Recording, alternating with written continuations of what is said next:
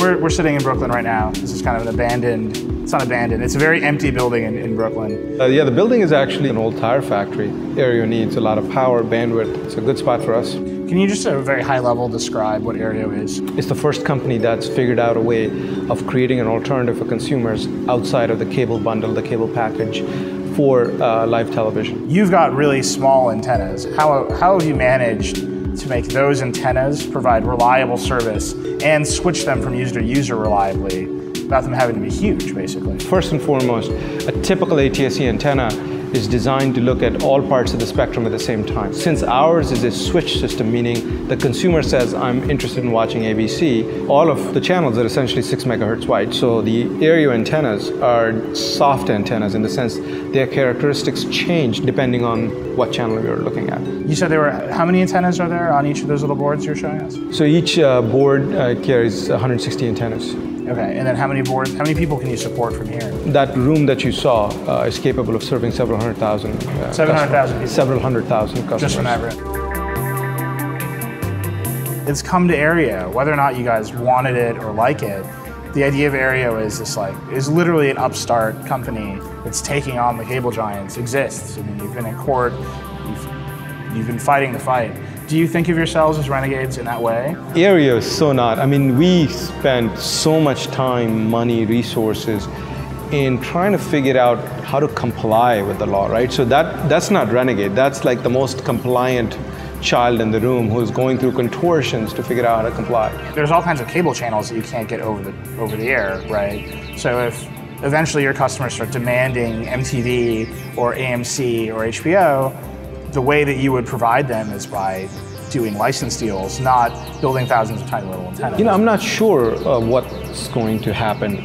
I would rather focus on making the customer base that understands the value proposition, which is for 10% of the price, you get 50% of the value out of the large bundle. And then you have a myriad of other options, whether you rent movies from iTunes, whether you have Netflix for a lot of library shows, a lot of cable shows end up on Netflix.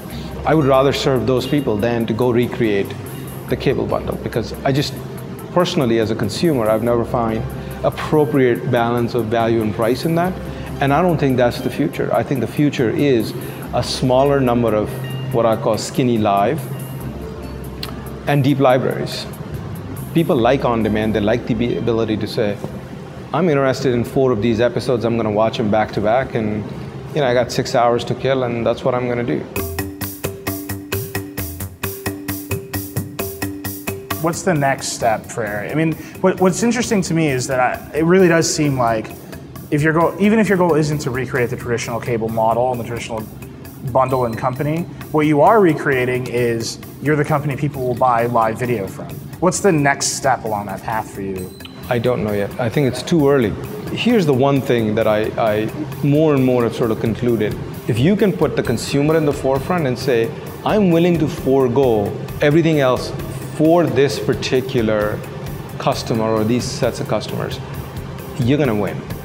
You're absolutely going to win. No, irrespective of what they call you or don't call you, you're gonna win. The system is set up that nobody cares about these customers. It's purely about creating more and more profits for the companies. And I think that's just, it may be right for them, but it creates an opportunity for a guy like me to come in and say, if I pick that guy and I just support him and I just support him to the nth degree, I'll win. He'll make sure I win. But so I want to know, like, if you prove this model works and you prove that there's consumer demand for this product and you prove that the legal precedent for this product to be allowed is there, what happens when Comcast builds a data center with thousands of tiny little antennas and says, hey, Xfinity customers, you know, watch it on your smartphone? How do you compete with that? I mean, this is exactly what happened at TiVo. The biggest issue in all, the sacred cow in the mix of all of this thing is the bundle. The question is, when does that go away and individuals have the ability to pick and choose? The question I have is, when you're in that world, the best technology, the best experience is going to win. And I think I've got a shot at that. I like my chances.